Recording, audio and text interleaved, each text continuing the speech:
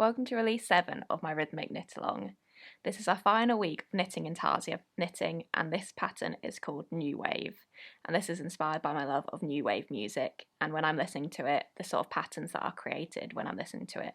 So when I'm listening to music like Blondie and others that I create, visualise these sort of jagged geometric patterns. So this week we'll be learning some tips and techniques to sort of travel up the stitches and rows using Intarsia pattern. So really simple, like we were doing before, just we might be travelling a bit more with our Intarsia knitting.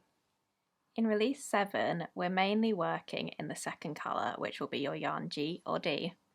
But here you can see there are sections which are worked in yarn A. Now to reduce the ends being sewn in, we're going to carry the yarn up the back here, like we did in release 1. So I'll demonstrate now just some tips so you don't have to keep cutting your ends and joining them back in.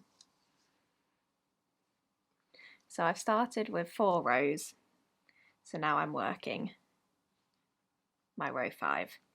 So I'm going to knit 4 stitches in yarn A and then continue to the end in my yarn G or D.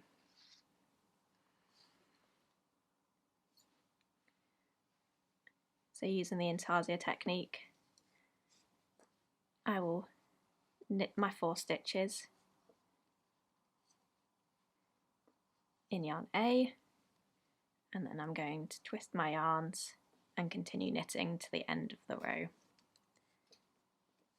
And now, instead of cutting the end of that yarn A, we will leave it on the butterfly at the back of the work until we need it later on. And now we'll continue working in yarn G or D.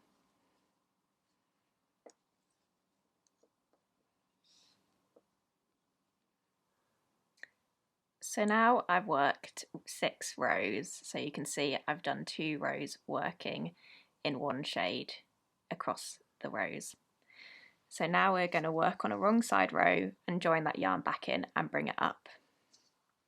So we're going to knit 27 stitches in yarn G or D, or to make it easier, knit until you have 5 stitches left on your left needle.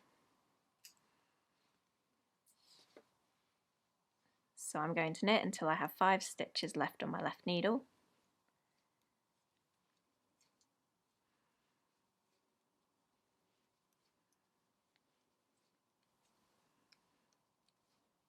And now that I have 5 stitches left on my left needle, I'm going to leave this work here now and pick up yarn A from underneath the work and bring it up. And remember not to pull too tightly so you're puckering the rows.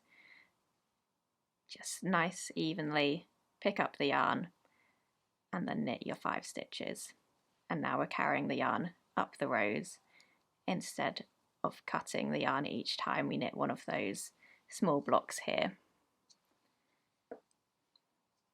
And you continue like that, dropping your yarn A or dropping your yarn D or E. And that is how you carry your yarn up the back of the work to avoid sewing in too many ends. I hope you enjoy making this final Intarsia square. Don't forget to share your progress in our own Connect Make Along group on Facebook. See you next time!